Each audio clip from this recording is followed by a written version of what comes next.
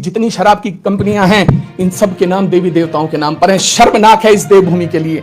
कोई साबित करके दिखा दे कि ये शराब की फैक्ट्री यहां पे प्रोसेसिंग प्लांट लगाई हुई है, मैं इस सदन से इस्तीफा देने को तैयार हूं।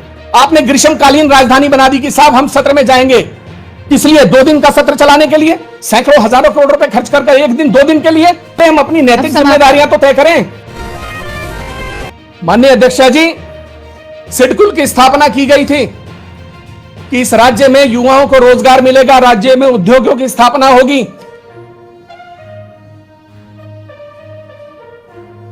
(2018 से 2020 के बीच इस राज्य में 12 शराब की फैक्ट्रियों को सिंगल विंडो सिडकुल से आवंटित कर दिए गए, परमिशंस दे दी गई।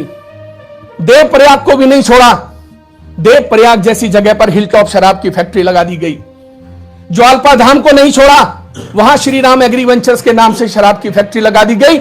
भीमताल तक को नहीं छोड़ा, वहां भी शीतला माता देवी के नाम से। और माननीय अध्यक्ष जी, जितनी शराब की कंपनियां हैं इन सब के नाम देवी देवताओं के नाम पर हैं। शर्मनाक है इस देवभूमि के लिए।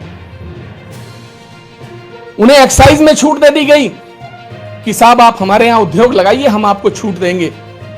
तत्कालीन मुख्यमंत्री ने कहा कि साहब स्थानीय किसानों को लाभ होगा क्योंकि माल्टा और अन्य जो हमारे पदार्थ हैं उनकी प्रोसेसिंग होगी और किसानों को लाभ होगा। हुआ क्या? पंजाब, चंडीगढ़, हरियाणा की डिस्टिलरी कंपनीज टैंकरों के माध्यम से केमिकल वहां भेजती हैं और बोटलिंग होती है सिर्फ, और एक्साइज की छूट होती है। कोई साबित करके दिखा दे कि ये शराब की फैक्ट्री यहां पे प्रोसेसिंग प्लांट लगाई हुई है, मैं इस सदन से इस्तीफा देने को तैयार हूं। क्या शराब की फैक्ट्रियां लगाने के लिए इस राज्य की स्थापना हुई थी? आज पहाड़ के पहाड़ बर्बाद कर दिए गए, हर घर में शराब का कोहराम है। कोई बोलने को तैयार नहीं है, कोई कार्रवाई करने को तैयार नहीं है।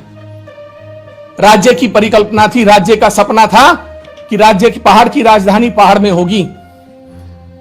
आज हम एक इतना बड़ा कमरा, तो शायद मुझे लगता है किसी सरकारी स्कूल का भी हो सकता है जिसमें यह सदन चल रहा है, इस राज्य को हम एक स्थायी राजधानी आज तक नहीं दे पाए।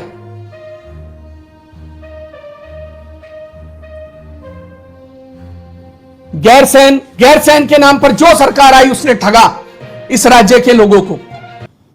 आपने ग्रीष्मकालीन राजधानी बना दी कि साहब हम सत्र में जाएंगे, इसलिए 2 दिन का सत्र चलाने के लिए सैकड़ों हजारों करोड़ रुपए खर्च कर एक दिन 2 दिन के लिए। आखिर दिक्कत क्या है? हमें इस राज्य को स्थायी राजधानी देने में समस्या क्या है? हम क्यों नहीं दे पा रहे? क्योंकि राजनीतिक इच्छा शक्ति नहीं है, हम लोग चाहते नहीं है। 10 मिनट हो गए माननीय अध्यक्ष जी, 5 मिनट और लूंगा मैं बोलने के लिए।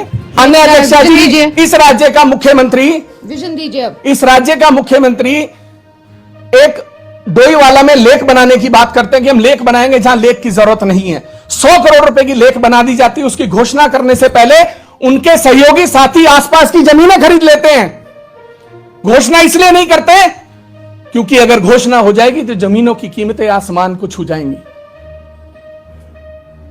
माननीय अध्यक्ष जी, इस किस राज्य की बात, किस रोड मैप की बात और किस विजन की?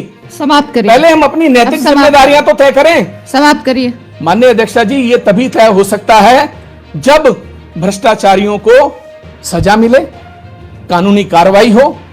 और माननीय अध्यक्ष जी, रोड मैप की बात है तो सबसे पहले हमें अपनी स्वास्थ्य सेवाएं ठीक करनी होंगी, जहां माताएं बहनें अस्पताल के दरवाजे तक पहुंचने से पहले प्रसव पीड़ा से गुजरती हैं और मौत हो जाती है। हमें उन स्कूलों की हालतें ठीक करनी पड़ेंगी जो जर्जर पड़े हैं और अपने बदहाल हालतों पर रो रहे हैं। ठीक है, आप अब समाप्त करिए। तो माननीय अध्यक्ष जी, मैं ये विजन नहीं है, ये तो सब पता है। माननीय अध्यक्ष जी, विजन कैसे करना है, कैसे करना बोलिए। क्या विजन दें? इसलिए आप बैठिए, आपने अपना 10 मिनट बोल दिया। अब आप चाहता हूं पहले हम ये तय करें कि हमारी स्थायी राजधानी कौन सी है। बैठिए बैठिए। आपका इस बारे में क्या कुछ कहना है? अपनी राय कमेंट के जरिए जरूर बतलाएं और हमारे चैनल को सब्सक्राइब अवश्य कर लें। अभी के लिए इतना ही। अगली वीडियो में जल्द ही पुनः मुलाकात होगी। तब तक के लिए नमस्कार।